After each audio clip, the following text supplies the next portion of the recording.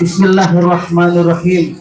Acara selanjutnya pembacaan ayat suci Al-Quran yang insya Allah yang dibawakan oleh Bapak Ustadz Adhar SPD MPD. Bapak Ustadz Adhar SPD MPD. Kepada Bapak Ustadz kami persilakan dengan hormat.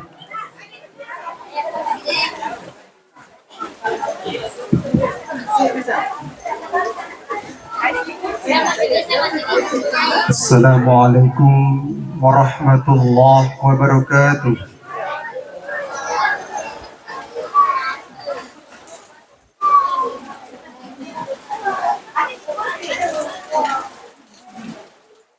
A'udzu billahi minasy syaithanir rajim.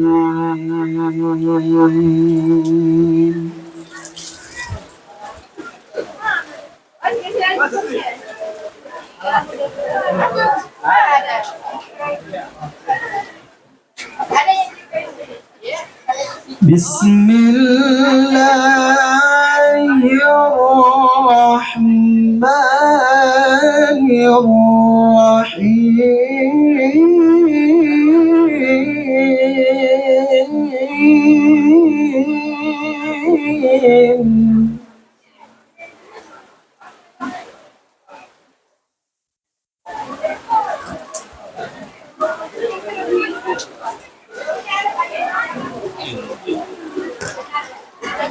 قل إنني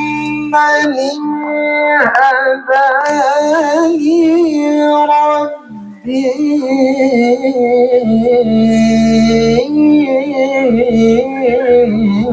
إلى صراط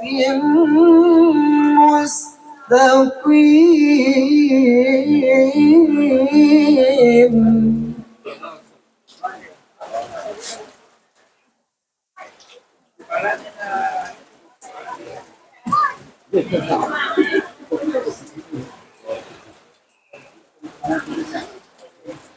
دينا قيما ملة إبراهيم حنيفا وما كان من المشركين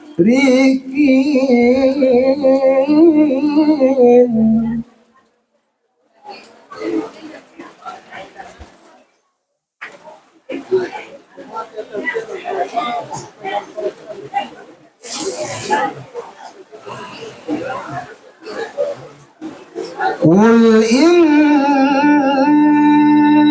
صلاتي ونسكي ومحياي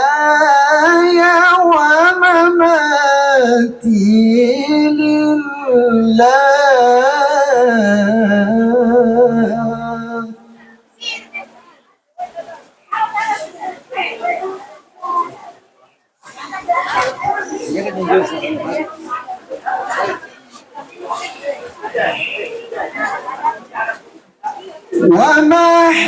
ومحياي ومماتي لله رب العالمين.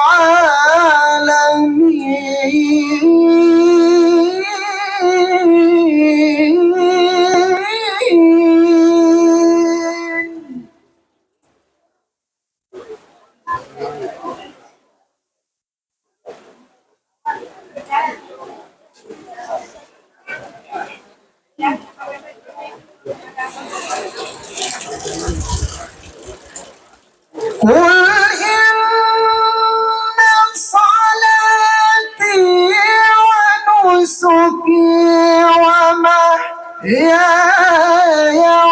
ومماتي لله رب العالمين.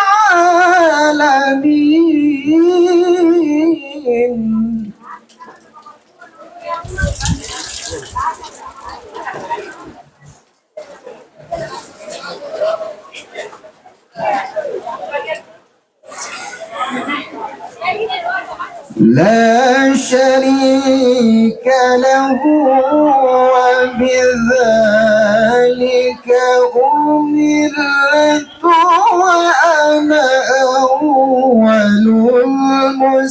المسلمين.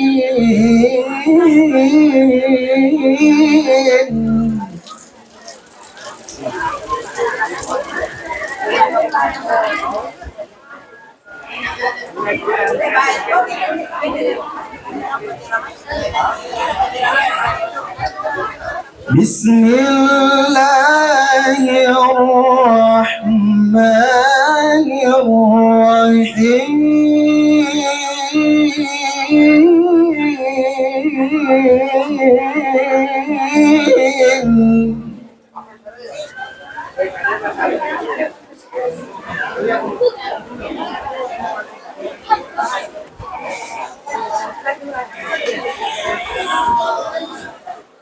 كلوا وارعوا أنعامكم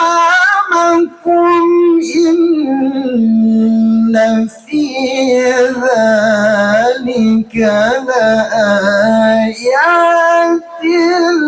لأولي النهى.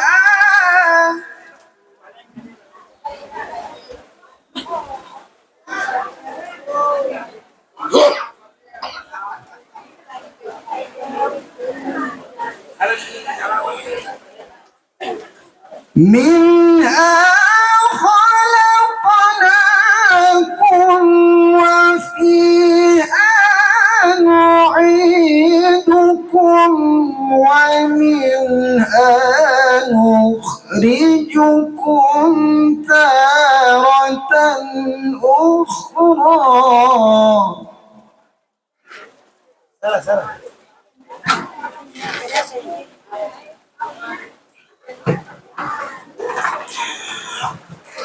منها خلقناكم وفيها نعيدكم ومنها نخرجكم تارة أخرى.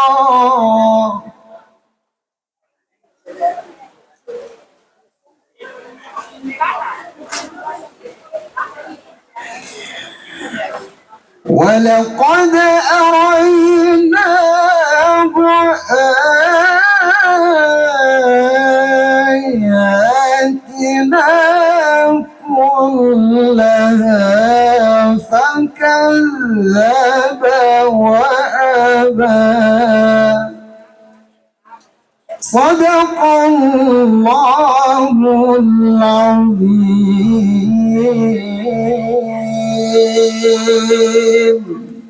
والسلام عليكم ورحمة الله وبركاته. Waalaikumsalam.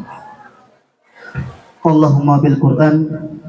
Itulah tadi pembacaan ayat suci Al-Quran yang dibawakan oleh Bapak Ustadz Adhar SPD MPD.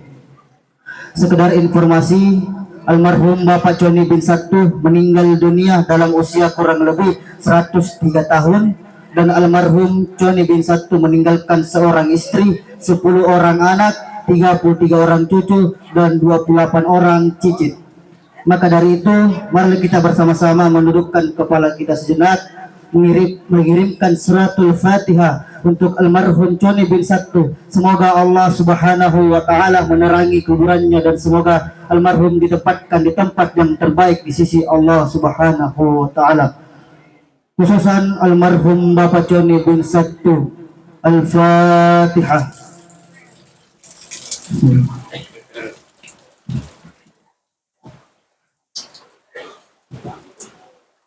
Amin amin ya rabbal alamin. Acara selanjutnya, marilah kita bersama-sama mendengarkan ceramah tausiah yang insyaallah dibawakan oleh Bapak Ustadz Dr. Haji Abdul Wahid MA. Bapak Ustadz Dr. Haji Abdul Wahid MA. Kepada Bapak Ustadz kami persilahkan dengan hormat.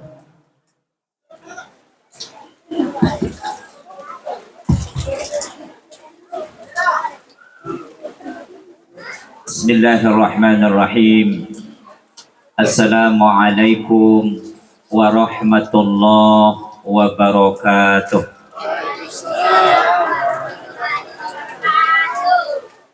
Alhamdulillahilladzi ja'ala al-laila wan nahar wasyamsa wal qamar Alladzi khalaqal mauta wal hayah liyabluwakum ayyukum ahsanu amala wa huwal azizul ghafur.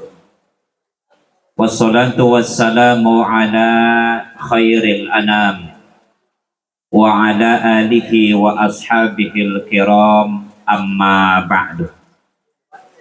Bapak-bapak, ibu-ibu jamaah tazkiratul maut rahimakumullah. Mati adalah awal dari kehidupan yang sesungguhnya. Kalau di dunia ini bagaimanapun sibuknya, pasti ada waktu istirahat. Sekurang-kurangnya kita dipaksa istirahat oleh nikmat yang disebut dengan nikmat tidur. Bagaimanapun sibuknya manusia, yang kedua, bagaimanapun sibuknya kita, pasti suatu saat kita juga akan dipaksa istirahat dengan tanggal merah. Lain dengan kehidupan di alam barzah atau sesungguhnya kubur itu akhiru masyghul, sesibuk-sibuk kehidupan manusia. Di kubur itu Bapak Ibu tidak ada istilah bercanda. Di kubur itu Ibu Bapak, sebagaimana disampaikan oleh Rasulullah Sallallahu Alaihi Wasallam, hanya dua yang akan dialami oleh penghuni kubur. Bisa mereka mendapatkan nikmat kubur, dan yang kedua, bisa mereka yang sepanjang hidupnya di dunia banyak menanam benih-benih amal soleh, Pak. Maka amal soleh yang pernah, tapi sebaliknya waktu di dunia kita lebih banyak menanam amal salah. Maka nanti di kubur kita akan tuai atau peroleh namanya azab kubur. Bukan semata-mata takdir Allah, tetapi dari kita sebagai manusia, apakah memang sejak awal kita siapkan benih amal soleh atau sebaliknya benih amal salah. Pertanyaannya adalah, apa di antara benih amal soleh Bapak Ibu yang bisa kita tanam sejak sekarang ini, supaya nanti ketika kita meninggal kita mendapatkan nikmat kubur dari Allah Subhanahu wa Ta'ala. Yang pertama Bapak Ibu, jangan lupa membaca surah Al-Mulk. Kalau surah Al-Mulk Bapak Ibu kita baca, sepakat ulama hadisnya sahih. Saya ulangi Bapak Ibu, kalau kita baca surah Al-Mulk siang atau malam, disepakati ulama hadisnya sahih. Tapi kalau kita baca surah Al-Mulk di malam atau di ulama, artinya yang amalkan silakan, yang tidak amalkan tidak apa-apa.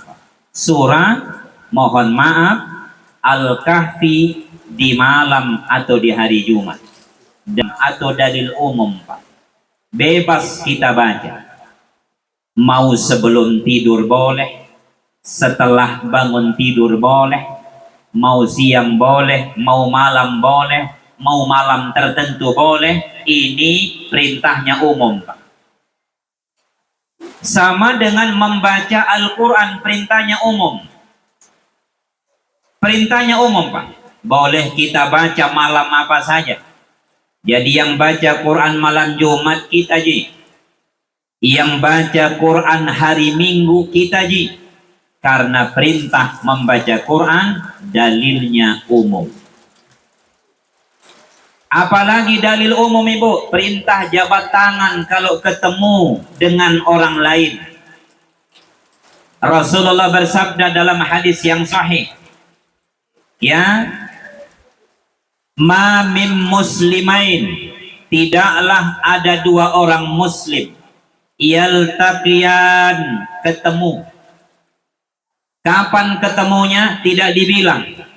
Ketemu di masjid bisa Ustaz? Bisa. Ketemu di depan Indomaret bisa Ustaz? Bisa. Pokoknya kapan saja ketemu. Lalu setelah kita ketemu, summa yatasofahan, berjabat tangan. Apa hadiah dari Allah, Pak? Ketemu ki dan berjabat tangan. Ghufirallahu lahuma qablal farqun, diampuni dosa dua orang yang jabat tangan itu sebelum tangannya berpisah. Jadi kalau ada orang berkata dilarang jabat tangan selesai sholat, belum baca hadisnya. Memang tidak ada khusus yang bilang selesai sholat jabat tangan, tapi kan ini perintahnya umum. Kecuali Nabi bilang, boleh kamu jabat tangan dimanapun kecuali setelah sholat dilarang. Baru tidak boleh. Ini dulu yang pertama, mari kita amalkan surah Al-Mulk supaya bebas kita dari siksa kubur. Yang kedua, kalau kita pergi berkunjung, bahasa Arabnya berkunjung itu Pak, berziarah atau bersiarah. Kalau kita berkunjung ke orang yang sudah meninggal, namanya ziarah kubur. Apa yang bisa kita lakukan Bapak Ibu sesuai sunnah Nabi? Satu, tidak boleh pergi ziarah kubur kecuali tutup aurat. Kenapa? Karena ziarah kubur itu hukumnya sama dengan lebaran Idul Fitri, Idul Adha, tahajud, ya, sholat tarawih. Sunnah muakkad, sangat dianjurkan. Walaupun dia sunnah, kalau mau pergi lebaran kan tidak boleh tidak pakai mukena, Pak. Walaupun hari-harinya tidak pakai jilbab. Jadi Pak Munir, jangan sampai ada keluarga tak pergi ziarah kubur, mohon maaf, kelihatan paloko pameran lobang poci. Biar berbusa mulut Pak Imam baca doa ditolak. Kenapa? Karena tidak memenuhi syarat. Coba ki sholat Idul Fitri di Babul Hidayah tapi tidak pakai mukena, nasami tidak sah. Tapi banyak orang ziarah kubur ero-ero kenapa? Mau-maunya. Dia kira ziarah kubur itu tradisi. Ini pentingnya kita dengar ceramah. Makanya dengar ceramah itu wajib hukumnya karena bagian dari belajar, tapi baca Quran hukumnya sunnah. Maka jangan lalu kita baca Quran kalau Ustadz lagi cerah. Baca Quran saja dilarang, apalagi lihat TikTok. Lebih dilarang lagi. Baik, ini pertama kalau ziarah kubur itu tutup aurat. Auratnya laki-laki tertutup pusarnya dan tertutup lututnya. Tabe Pak, siapa orang laki-laki kasih lihat lututnya kepada laki-laki lain, Pak. Tabe sama tonji hukumnya. Perempuan kasih lihat lehernya kepada perempuan non muslim, hukumnya haram. Ya, perempuan muslim atau muslimah kasih lihat aurat yang umum, leher, kepada saudaranya non muslim walaupun dia perempuan, haram hukumnya. Tidak boleh. Tetapi kalau sesama perempuan Pak, dan itu juga sama-sama kita muslim, baru hukumnya mubah, boleh. Jadi ibu-ibu kalau ada teman non muslim perempuan kasih lihat ke leher haram hukumnya. Sama dosanya kasih lihat ke leher sama laki-laki yang bukan muhrim Nih banyak ibu-ibu dia kira kalau sama-sama perempuan bebas semua. Nggak boleh, Pak. Jelas Ibu? Ibu jelas? Jelas. Jadi hati-hati jangan sampai kita mohon maaf setiap hari panen dosa, Pak. Nah, berikutnya, Pak. Jadi kalau ada laki-laki yang sudah akil balik pergi ziarah kubur tapi tidak tertutup pocikna, tidak tertutup lututnya, biar berbusa mulutnya, Pak Ustaz baca doa ditolak. Kenapa? Sama dengan orang pergi tahajud tapi tidak tutup aurat. Ini yang pertama, Pak, kalau ziarah kubur. Yang kedua, ketika kita ziarah kubur ibu bapak, jangan lalu kita tidak membaca salam sebagai salah satu bentuk mapatabe kepada ashabul kubur, penghuni kubur. Jadi begitu kita sampai di perbatasan, Pak Ketua, Pak Haji, perbatasan antara ya tanah pemakaman dengan tanah yang bukan pemakaman, ucapkan salam. Assalamualaikum ya ahlal kubur, dan semoga salam tidak dijawab. Kapan dijawab tidak jadi ziarah. Misalnya Pak Ketua Masjid Babul Hidayah ziarah kubur, dia berkata, Assalamualaikum ya ahlal kubur, langsung menjawab, Waalaikumsalam. Kira-kira tidak jadi ziarah. Lari. Kenapa? Karena orang meninggal menjawab. Nah, logikanya, Pak, kalau sekiranya orang meninggal itu tidak hidup, ngapain Nabi ajarkan kita kalau masuk kubur ucapkan salam, sebagaimana kalau masuk rumah tetangga ucapkan salam.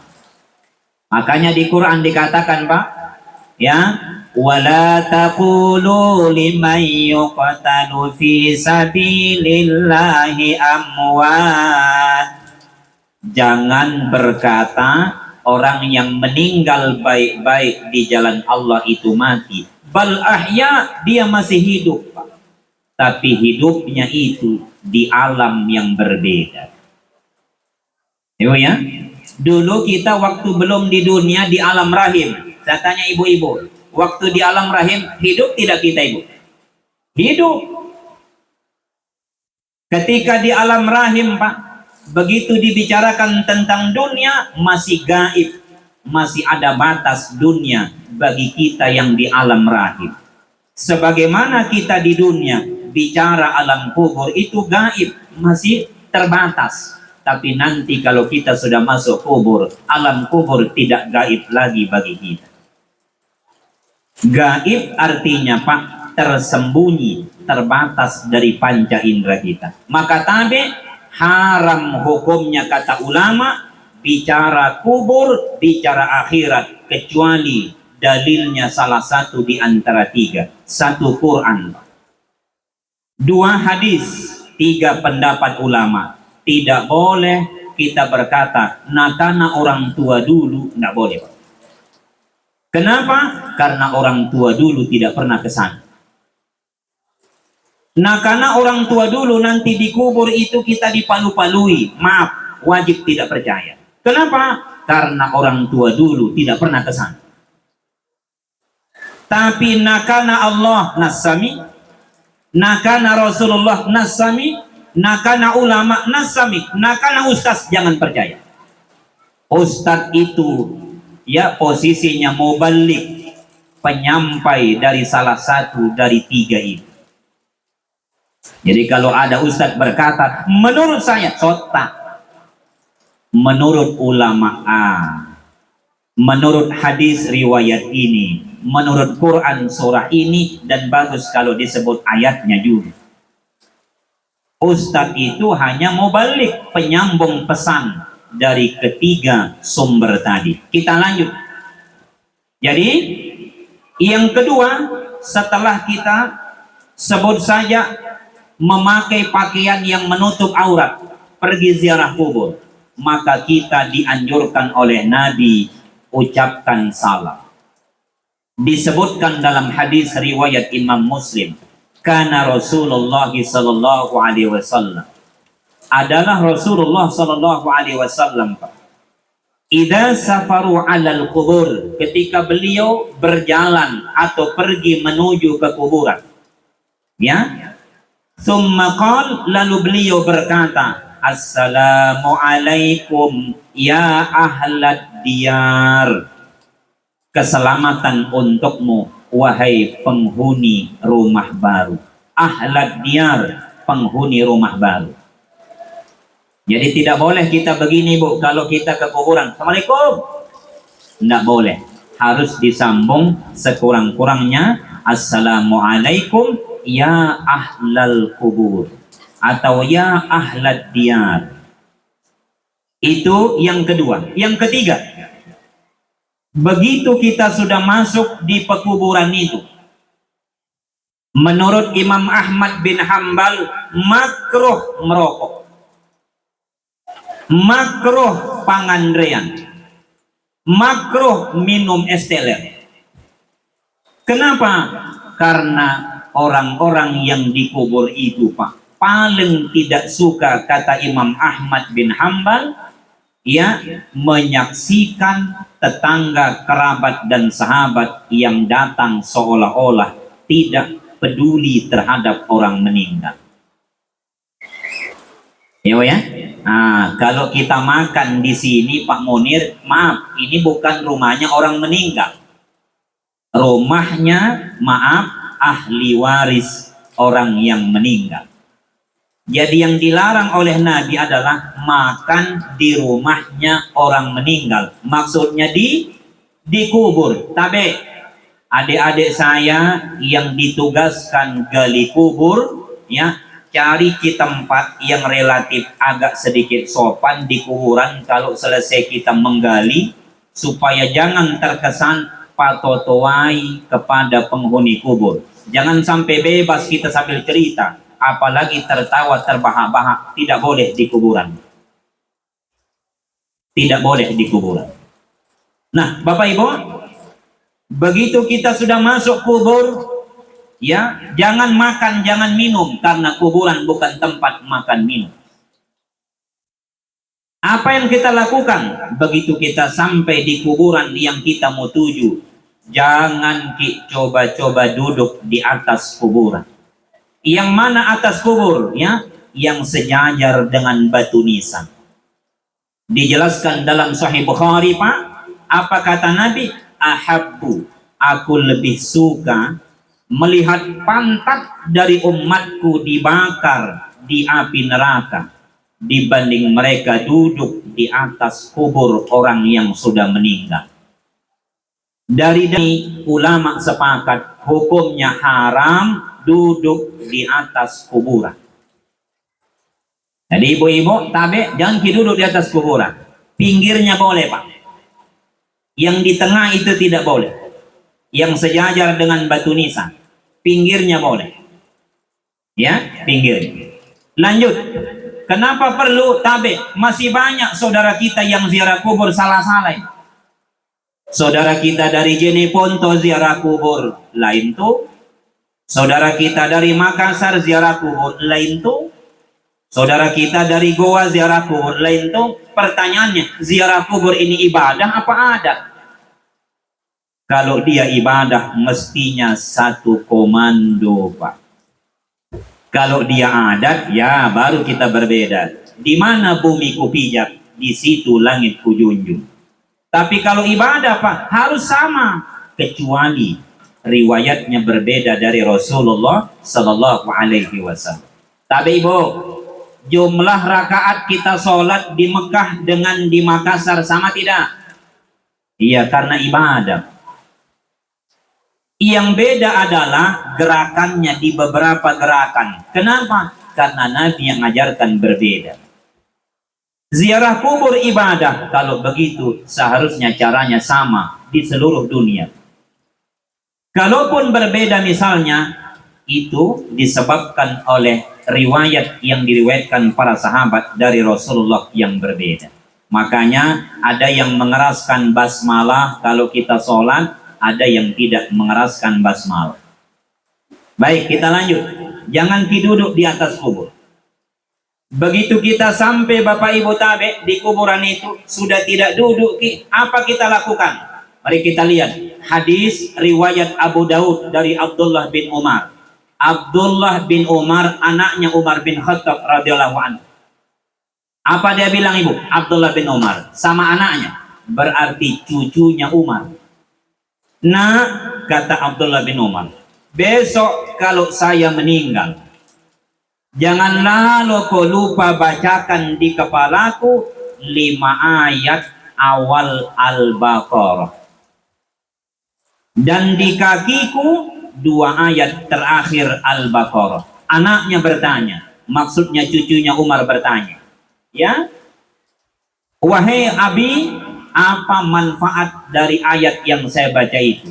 Abdullah bin Umar menjawab, aku berharap dengan keberkahan ayat yang kau baca itu meringankan amarah dari malaikat maut kepada.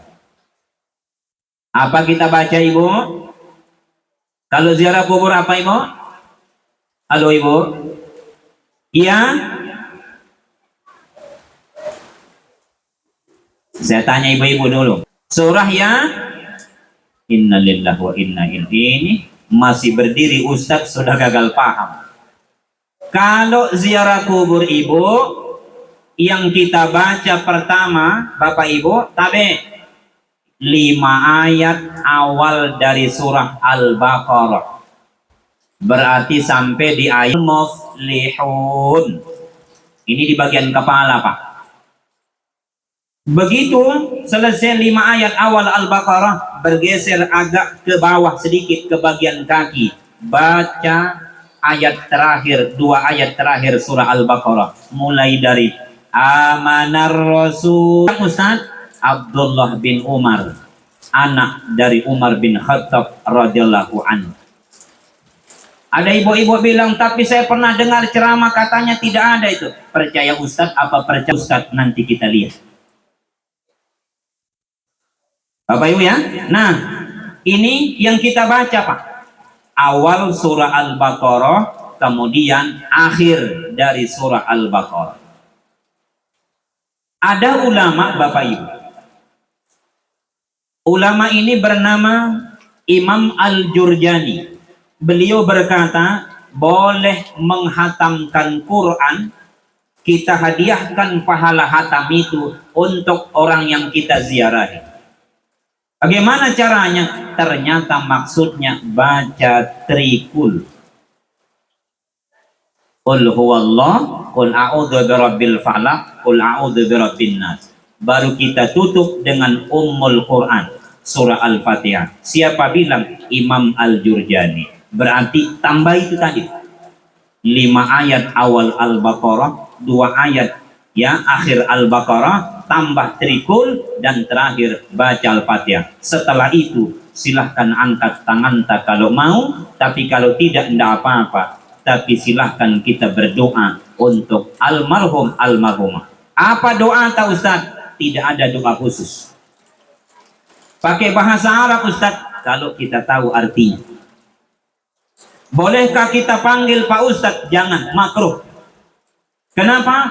Karena mendoakan orang yang dikubur ketika berziarah yang paling afdol adalah kalau kita pernah ketemu atau kenal dengan orang yang kita ziarahi. Apalagi kalau orang tua tatabe Pak Munir, jangan dipanggil saya pergi ziarah kubur. Kita mau. Bagaimana caranya? Begitu selesai kita baca trikul sambil kita berdoa, bayangkan wajah sang ayah seolah-olah beliau masih hidup. Insya Allah mengalir ini air mata. Beda dengan Pak Imam tidak nak kenal. Rabbana atina fid dunya, Allahumma ghfir. Karena dia tidak kenal, dia membayangkan tidak pernah lihat fotonya. Nah, Bapak Ibu yang saya hormati, inilah yang kita baca ketika ziarah. Adapun Bapak Ibu menaburkan bunga, nah ini terjadi 2 pendapat. Menurut Ibnu Taimiyah, menaburkan bunga ini sebenarnya bukan bagian dari petunjuk Nabi menurut Ibnu Taimiyah. Tapi menurut Imam Nawawi, menaburkan bunga ini adalah setara dengan Nabi lakukan menancapkan 3 pohon kurma atau ranting kurma yang masih basah. 3 pohon atau 3 pelepah kurma itu ditancapkan oleh Nabi di atas kuburan.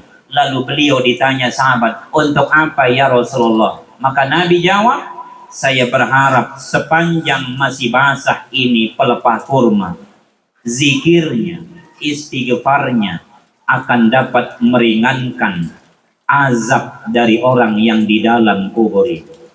Makanya kalau kita tabur bunga, ya Bapak Ibu, berarti sama dengan menancapkan pelepah kurma. Sebahagian ulama mengatakan boleh. Jadi yang tidak tabur bunga silakan Pak. Yang tabur bunga juga boleh. Sekarang bagaimana yang belah kelapa? Nah, ini masalah. Yang belah kelapa mau dibilang buka puasa, bukan? Kenapa Pak? Tapi ada orang ketika pergi ziarah kelapa na belah. Padahal tabe kalau kita baca Lontara bilang, ketika terjadi pemakaman di awal-awal Islam di kerajaan Goa, Islam masuk di Goa tahun 1603 Pak, atau abad ke-16. Apa terjadi? Meninggallah salah satu kerabat Raja Goa, yang saat itu Raja Goa dikasih nama Islam dengan nama Sultan Alauddin. Tapi lidah kita orang Bugis Makassar, kita ganti dengan Sultan Alauddin. Ya, Sultan Alauddin atau Sultan Alauddin. Sultan itu artinya raja, Pak. Alauddin artinya orang yang menjunjung tinggi agama. Kakek dari Sultan Hasanuddin. Kita lanjut. Meninggallah ibu bapak salah satu kerabat dekat dari Sultan Alauddin. Pada saat itu musim kemarau. Maka apa perintah sang sultan ini kepada prajuritnya? Silahkan kau cari air supaya kita gunakan menyiram tanah kuburan ini biar tidak mudah dicium oleh binatang buas. Karena musim kemarau, satu-satunya sumber air adalah kelapa. Maka naiklah prajurit ini, Pak. Diambillah sejumlah buah kelapa yang tidak dihitung jumlahnya. Kemudian setelah itu dibawalah ke hadapan sang raja, lalu diperintahkan dibelah. Hasil belahan itu airnya bercucuran. Itulah pengganti sekarang kalau kita pergi ziarah disiram dengan air. Kalau musim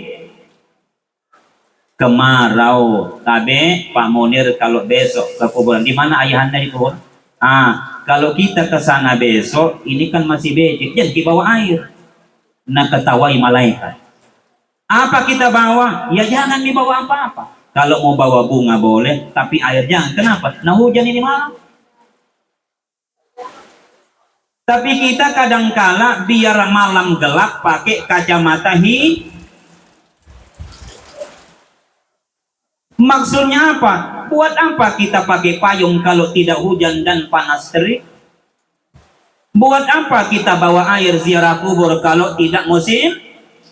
Ini dipakai tabik Bapak Ibu yang saya hormati. Tapi kita kadangkala selalu lihat, pokoknya kalau ziarah kubur seolah-olah wajib air. Yang paling cilaka kalau pergi ke ziarah kubur bawa air, tapi air comberan, air yang kita beli di luar yang di pinggir jalan tidak jelas sumbernya.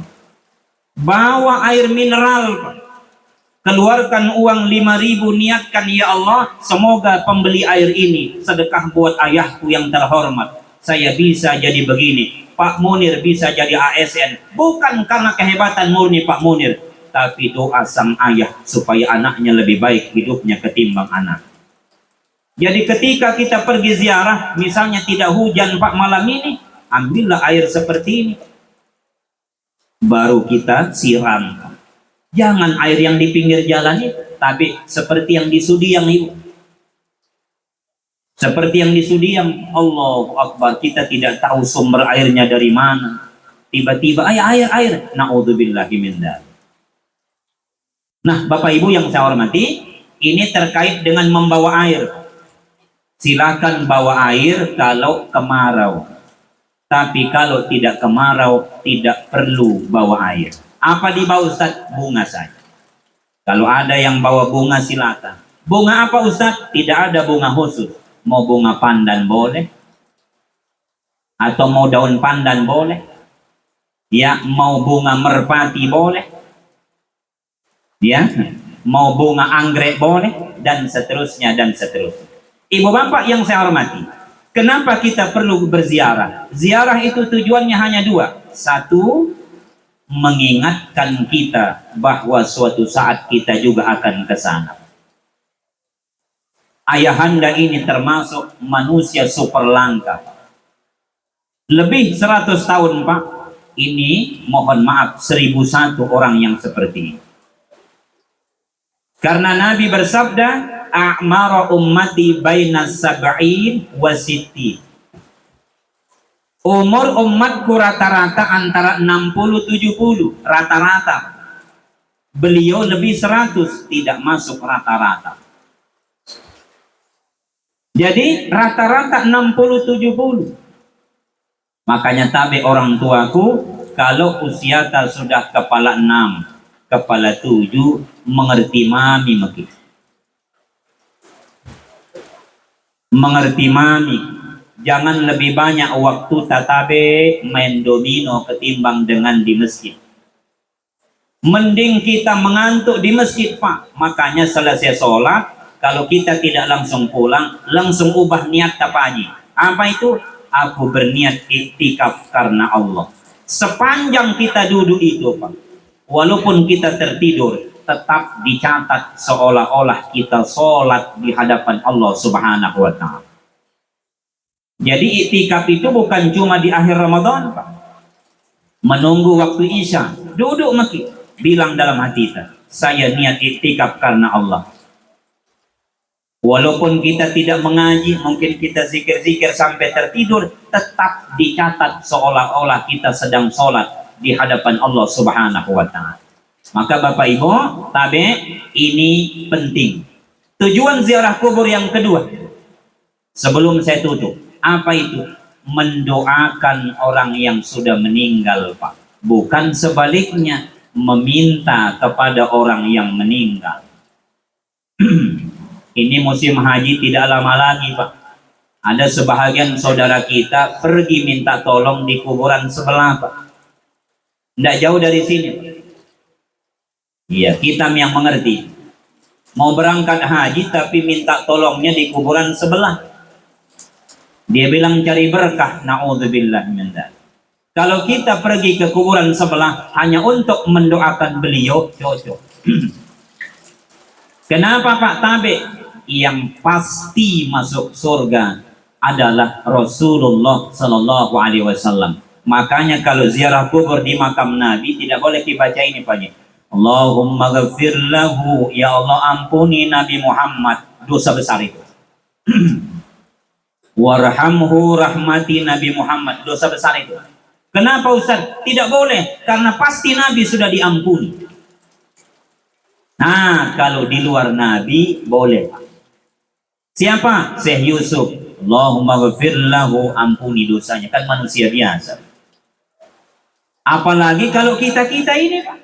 Allahumma ghafir lahu warhamhu wa'afihi wa'fu anhu. Kalau Nabi Muhammad cukup kita bilang apa? Assalamu alayka ya Rasulullah.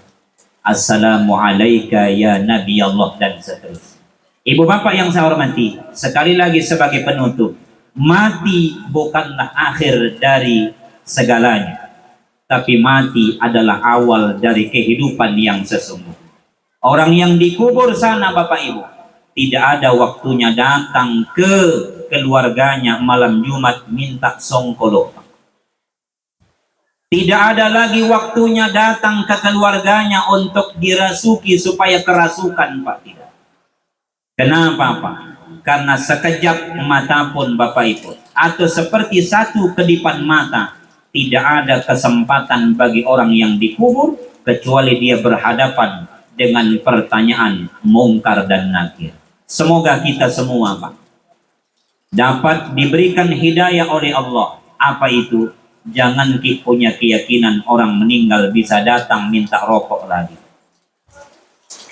Jangan punya keyakinan orang yang meninggal datang malam Jumat minta ikan bolu. Kalau dia datang minta ikan bolu, pasti belum meninggal, tapi baru rencana meninggal. Ya, karena masih ada sebahagian saudara kita yang percaya kalau keluarganya meninggal, maaf, masih 24 jam tempat tidurnya tidak dimatikan lampu, Pak Munir. Kasihan naik pembayaran listrik. Yang benar adalah silahkan kirimkan doa. Kapan? Dari kita. Setiap selesai sholat boleh, setiap saat boleh, pada hari tertentu boleh. Pokoknya kirimkan doa. Sekurang-kurangnya doa, Pak. Kirimkan pahala bacaan Al-Fatihah. Inilah kira-kira yang dapat saya sampaikan. Sengaja saya tidak banyak humor, Pak. Karena ini bukan walimah, tapi takziah. Kalau tadi saya ceramah nasihat pernikahan di gedung Haji Batik, itu walimah, maka bercanda orang. Kan orang lagi senang. Tapi ini takziah. Secara bahasa artinya menghibur. Tapi hiburan di sini tidak seperti walimah. Hiburannya adalah memberikan pesan-pesan atau nasihat agama kepada keluarga dan kita semua. Bahwa sesungguhnya kematian pasti suatu saat kita akan alami semua. Karena itu Bapak Ibu, saya mohon maaf yang sebesar-besarnya kalau saya tidak sejalan dengan ustadz kita yang lain. Ketika takziah banyak yang humor, banyak yang tertawa. Saya pribadi tidak sependapat karena bukan tempatnya. Nakana orang Jeneponto, the right man on the right place. Tempatkan sesuatu pada tempatnya. Kalau saatnya kita tersenyum, ya senyum. Tapi kalau saatnya kita tidak bisa menangis, minimal jangan kasih ketawa orang. Masa Pak Munir lagi terluka batinnya, tiba-tiba kita tertawa terbahak-bahak. Kata orang Inggris, patotuai. Saya kira begitu yang dapat saya sampaikan. Kita tutup dengan membaca suratul Fatihah. Kita hadiahkan kepada roh almarhum ayahanda yang sudah dipanggil oleh Allah. Semoga Allah ampuni dosa beliau. Semoga Allah terima seluruh amal soleh. Dan setiap amal solehnya menjadi amal jariah. Dan setiap kebaikannya insya Allah bisa kita tiru minimal oleh anak dan cicitnya. Ala hadihin niyah bi barakatil Fatihah.